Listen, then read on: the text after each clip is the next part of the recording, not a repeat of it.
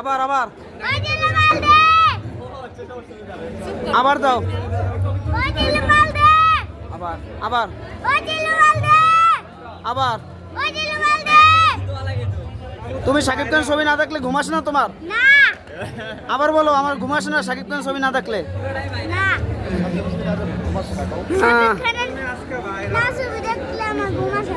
আবার বলো আবার বলো।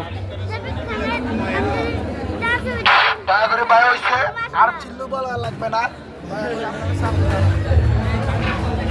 দেখতে পাচ্ছেন সাভারে কি অবস্থা, কি পরিস্থিতি। তিল পরিমাণ জায়গা নাই, 2 কিলোমিটার লাইন করছে।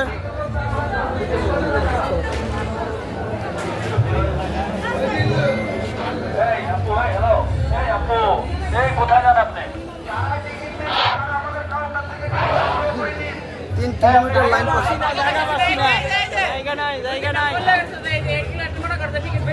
হ্যাঁ ভাই বলেন বলেন, কি বলতেছেন? জায়গা নাই, সিনেমা দেখতে পারবো কিনা আল্লাহ জানে। জায়গা নাই গেলে তো জায়গা পাবো কিনা তাও সন্দেহ। আপনারা বলতেছেন যে টিকিটের চেয়ে সিট কম।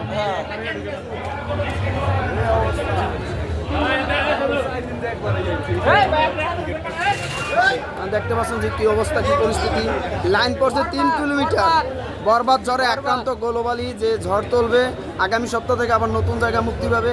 120টা প্লাস ছবি চলতেছে। স্টার সিনেমাসে কোনো টিকিট নাই।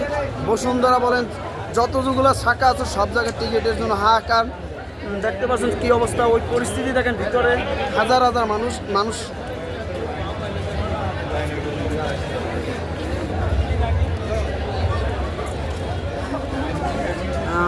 অবস্থা।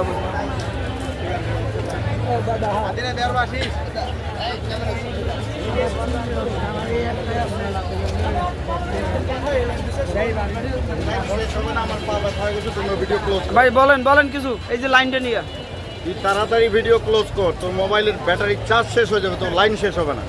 ব্যাটারি চার্জ শেষ হয়ে যাবে, তুমি লাইন শেষ হবে না, এটা কোনো কথা? পৃথিবীতে কি হয়েছে? পৃথিবীটা কোনো গোল তুফান ভাই, সময় পাইলে কোনো দিম। দেখতে পাচ্ছেন যে এটা হচ্ছে সেনাবাহিনী, মানে হাজার হাজার মানুষ টিকিটের জন্য মনে হয় মেলা বসছে।